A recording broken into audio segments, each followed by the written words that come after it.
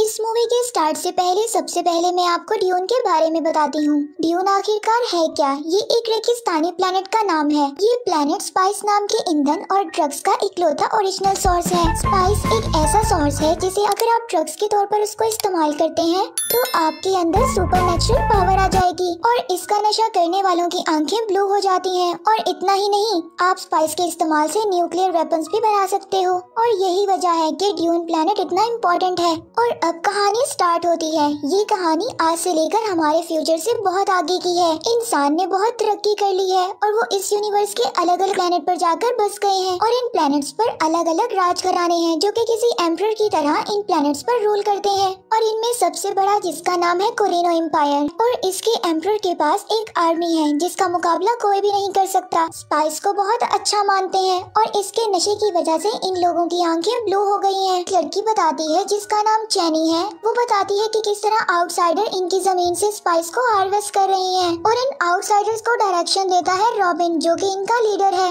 लेकिन फिर अचानक एम्परर के ऑर्डर पर वो लोग इनके प्लेनेट को छोड़ देते हैं। किसी को भी समझ नहीं आता कि ऐसा डिसीजन क्यों लिया गया। और अब मूवी शिफ्ट होती है कैलेडन नाम के एक प्लेनेट पर और अब हम यहाँ पर मिलते हैं एक लड़के पोल और उसकी माँ जेसिका से, जो कि एक विच है और इसके पास बहुत सारी पावर्स हैं जिनका वो इस्तेमाल करना पोल को सिखा रही है। और अब पोल अपनी माँ को बताता है कि उसे एक जैसे ड्रीम्स बार बार आ रहे हैं जिसमें वो एक नीली आंखों वाली लड़की को देखता है जो कि हकीकत में चैनी है। और एक दिन दूसरे प्लेनेट का किंग इनके प्लेनेट पर आता है और अब वो वहाँ के किंग को बताता है, जो कि कोई और नहीं पोल के फादर हैं, कि कैसे उसे एम्परर के ऑर्डर पर अराकिस से स्पाइस को माइन करना है। एम्परर के ऑर्डर को एक्सेप्ट कर लेता है। इसके बाद पोल अपने फादर के एक वॉरियर से मिलता है और अब पोल उसको बताता है कि उसने अपने ड्रीम में उसको मरते हुए देखा है और उसे सेफ्टी के लिए कहता है, लेकिन वो उसकी बात को काफी लाइटली लेता है। और अब पोल अपने फादर से मिलता है, अपने फादर से कहता है कि वो फ्रेमैन से दोस्ती करना चाहता है। फ्रेमैन वहाँ पर रहने वाले लोग हैं और चैनी भी यहीं से बिलोंग करती है। इसके बाद पोल वॉर एडवाइजर से लड़ने की ट्रेनिंग लेता है और यहाँ पर हम देखते हैं कि एक दूसरे को चोट न लगे इसीलिए वो एक एनर्जी शील्ड का इस्तेमाल करते हैं। और अब रॉबिन बहुत ज्यादा परेशान है क्योंकि अराकिस किसी और किंग को मिल गया है, यानी कि पोल के फादर को। और अब रॉबिन का लीडर उसको समझाता है कि ये सब उनके फायदे के लिए हो रहा है। और अब पोल से यहाँ पर एक औरत मिलने आती है जिसको पोल के ड्रीम्स के बारे में सब कुछ पता चल गया था। अब हमें यहाँ पर इस औरत के आने का मकसद पता चलता है। वो पोल का टेस्ट लेने आई थी और उसको लगता था कि पोल ही वो मसीहा है जिसके बारे में पूरा यूनिवर्स बात कर रहा है। जाते वक्त वो औरत उसकी माँ को बताती है कि अगर ये बात सच है तो पोल के ऊपर बहुत ज्यादा मुसीबतों का पहाड़ टूटने वाला है। और अब वहाँ पर खड़ा पोल ये सब बातें सुन लेता है और पोल की मोम उसको बताती है कि कैसे ये मसीहा बुरे लोगों को खत्म कर यूनिवर्स को अच्छा कर सकता है। और अब वो लोग अराकिस जाने की तैयारी करते हैं और जल्द ही ये लोग अराकिस आ जाते हैं। और पोल ही वहाँ पर देखता है कि लाखों लोग उसको मसीहा समझकर वहाँ पर देखने आए हैं। पोल की मोम को लगता है कि ये खबर शायद उसी औरत ने फैलाई है।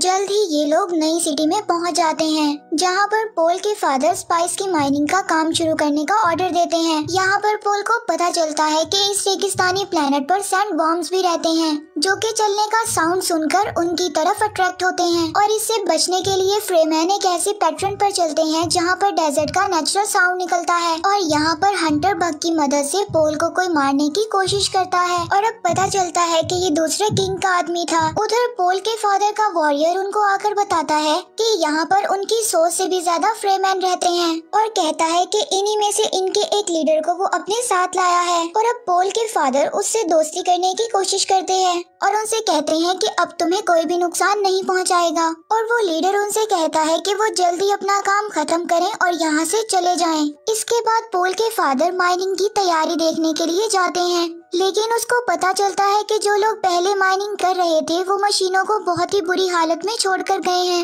और फिर वो फौरन ही एक लड़की को बुलाते हैं जो कि खुद भी एक फ्रेमैन है। अब वो इन सबको एक सूट देती है और बताती है कि इस सूट में एक फिल्ट्रेशन सिस्टम है जो हमारे जिस्म के गंदे पानी को भी पीने की काबिल बना देता है, ताकि रेगिस्तान में लोग मुसीबत पड़ने पर अपनी जान बचा सकें। और यहाँ रेगिस्तान में पीने के पानी की बहुत तंगी है और यहाँ के लोग पानी की एक बूंद को भी जाया नहीं माइनिंग करते। अब ये लोग प्लेन की मदद से उस फील्ड में जाते हैं जहाँ पर एक मशीन स्पाइस की माइनिंग कर रही है। और जब ये लोग निगरानी कर रहे थे तो अचानक इनकी नजर एक वॉर्म पर पड़ती है जो कि इनकी मशीन की तरफ आ रहा था।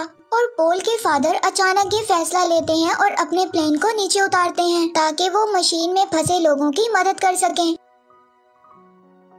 पोल भी इस काम में आगे बढ़ता है ताकि वो लोगों की मदद कर सके। तभी अचानक से उसको विजन्स आने लगते हैं जिसकी वजह से वो बेहोश होने लगता है। तभी वहाँ से एक आदमी उसको वहाँ से निकाल कर ले जाता है। इसके बाद ये लोग पहली बार उस वॉर्म को देखते हैं कि वो इतना बड़ा था कि देखते ही देखते पूरी माइनिंग मशीन को निगल जाता है। और अब पोल के फादर सबको कहते हैं कि उन्हें जल्दी स्पाइस की माइनिंग को शुरू करना होगा वरना उनके लिए बहुत ज्यादा प्रॉब्लम्स होंगी। लेकिन वो लड़की उसको कहती है कि इस काम में वो कोई उसकी मदद नहीं कर सकती। इसके बाद एक डॉक्टर पोल का चेकअप करता है और वो उसको बताता है कि शायद स्पाइस में जाने से उसको कोई एलर्जी हो गई है। और पोल फिर अपनी माँ को बताता है कि उसने फिर से उस नीली आंखों वाली लड़की को देखा जो कि उसे मारने की कोशिश कर रही थी। और उसे वहाँ पर एक नाइफ भी दिखा जिसे फ्रेमैन अपना एक मजबूत हथियार मानते हैं। और अब अपने ड्रीम्स में वो अपनी माँ के दूसरे बच्चे को भी देखता है जो कि एक लड़की है। और अब उसे लगता है कि शायद वो उसकी बहन है।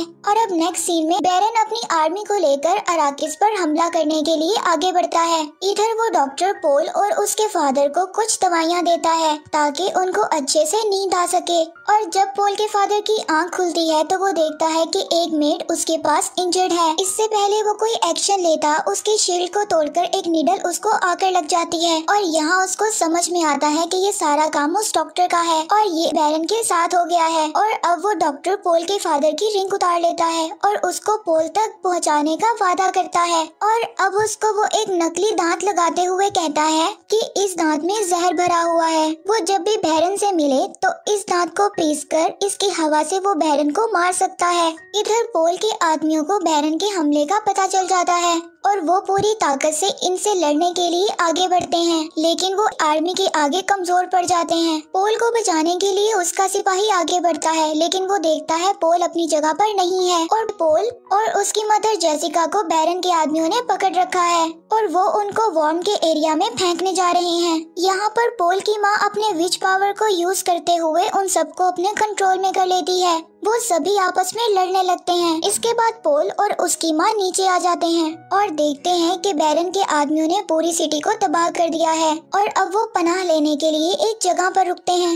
इधर डॉक्टर बैरन से अपनी वाइफ को छोड़ने के लिए कहता है लेकिन बैरन डॉक्टर को भी मार देता है। अब बैरन पोल के फादर के पास जाता है। पोल के फादर उसी दांत की मदद से अपने मुंह से एक जहरीली गैस निकालते हैं जिसकी वजह से बैरन और उसके आदमी मर जाते हैं। अब कुछ लोग वहाँ पर गैस को साफ करने के लिए आते हैं और वो देखते हैं कि बैरन ऊपर दीवार से चिपका हुआ है और वो अभी भी जिंदा है। और अब इधर रेगिस्तान में पोल को डॉक्टर के बैग से अपने फादर की रिंग मिलती है और वो ये समझ आता है कि उसके फादर अब इस दुनिया में नहीं रहे। तभी उसको एक और विजन आता है और वो देखता है कि वो उस लड़की के साथ मिलकर एम्परर की आर्मी से मुकाबला कर रहा है। इस विजन से वो ये समझता है कि शायद ये फ्यूचर में आने वाले वॉर की कोई निशानी है।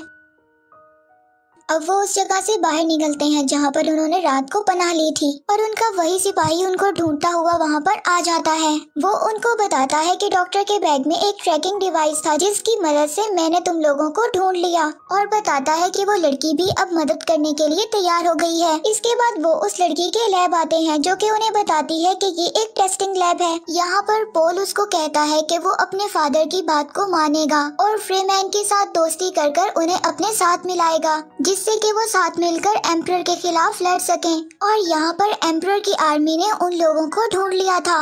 वो सिपाही भी मारा गया था और अब पोल को जो ड्रीम्स आते थे उसका एक ड्रीम पूरा हो जाता है। अब पोल और उसकी माँ उस लड़की के साथ मिलकर एक सुरंग की तरफ जाते हैं जहाँ पर वो लड़की बैरन के आदमियों का मुकाबला करने के लिए चली जाती है और अब वो एक डिवाइस को जमीन में लगाती है जिसे वो वॉर्म्स को अट्रैक्ट कर सके। और तभी बैरन के आदमी वहाँ पर आ जाते हैं। इससे पहले वो कुछ कर कर पाते वर्म्स वहाँ पर आ जाता है और वो उस लड़की के साथ साथ उनको भी निगल जाता है कि माँ हेलीकॉप्टर की मदद से आगे बढ़ रहे होते हैं। तभी कुछ लोग उनका पीछा करते हैं। वो उनसे बचने के लिए एक सैंडस्टॉर्म में दाखिल हो जाते हैं जिससे उनका हेलीकॉप्टर क्रैश हो जाता है। और अब नेक्स्ट सीन में हम बेरन को देखते हैं। रेवन उसको बताता है कि पोल और उसकी माँ सैंडस्टॉर्म में मारे गए। बेरन अब सभी फ्रेमैन को भी मारने का ऑर्डर देता है और अब आगे पोल और उसकी माँ हेलीकॉप्टर से मिले स्टील सूट को पहन लेते हैं और अपनी उसी सिपाही के कंपास की मदद से कबीले को ढूंढ लेते हैं। और तभी वॉर्म तेजी से उनकी तरफ आगे बढ़ने लगता है। इससे पहले वो उनको निगलता वो अचानक रुक जाता है क्योंकि उसे उसी डिवाइस का साउंड सुनाई दे रहा था। उस डिवाइस से वाइब्रेशन के साथ साथ साउंड भी निकलता है जिसे देखकर वॉर्म वहाँ से चला जाता है। और अब आगे कुछ फ्रेमैन्स उनको घेर लेते हैं और अब उनको पता चलता है कि ये उसी लीडर का कबीला है जो उसके फादर के पास उनसे मिलने आया था। वो लोग देखते हैं कि वॉर्म ने इन्हें कुछ नहीं कहा, इसलिए वो समझते हैं कि पोल एक मसीहा है। यहाँ पर पहली बार पोल चैनी से मिलता है और उसको अपने ड्रीम्स के बारे में कुछ भी नहीं बताता और अब वो लीडर उन्हें अपने साथ ले जाने के लिए तैयार हो जाता है। लेकिन उनके एक साथी को उन पर भरोसा नहीं होता। वो कहता है कि ये उसकी डिवाइस थी कि ये लोग वॉर्म से बच गए और अगर पोल इतना काबिल है तो उसे मेरे साथ फाइट करनी होगी। पोल उसके साथ लड़ाई करने के लिए एग्री हो जाता है। तभी वहाँ पर उसको एक विजन आता है। उसको एक आवाज सुनाई देती है और वो आवाज उसको कहती है कि तुम्हें अपने अंदर के मसीहा को जगाने के लिए अपने आप को मारना होगा, यानी कि खुद को मारना होगा। तभी चैनी उसके पास आती है और उसको वही नाइफ देती है, वैसे ही जैसा उसने अपने ड्रीम में देखा था। चैनी उसको कहती है कि वो उसको कोई भी मसीहा नहीं मानती। वो ये नाइफ उसको इसलिए दे रही है कि वो एक वॉरियर की मौत मर सके। यहाँ पर ये लोग फाइट करने लगते हैं और पोल उसको काबू कर पीछे हटने को कहता है, लेकिन वो लीडर पोल को कहता है कि ये लड़ाई तुम दोनों के किसी एक के मरने पर ही खत्म होगी। वहाँ पर पोल की माँ उसको बताती है कि पोल कोई कातिल नहीं है, उसने आज तक कभी किसी को नहीं मारा। पोल समझ जाता है कि वो आवाज उसे अपने आप को बदलने के लिए कह रही थी। इसके बाद वो उस आदमी को मार देता है और फ्रेमैन के कबीले को अपने इरादे बताता है कि वो किस तरह उन लोगों के साथ मिलकर एम्परर की आर्मी से लड़ना चाहता है। वो लोग उसकी बात से एग्री होकर अपने कबीले की तरफ बढ़ने लगते हैं। अब वो थोड़ा आगे जाकर एक फ्रेमैन को वॉर्म की सवारी करते हुए देखते हैं और चैनी उससे कहती है कि ये सिर्फ स्टार्ट है और यहीं पर स्टोरी एंड हो जाती है।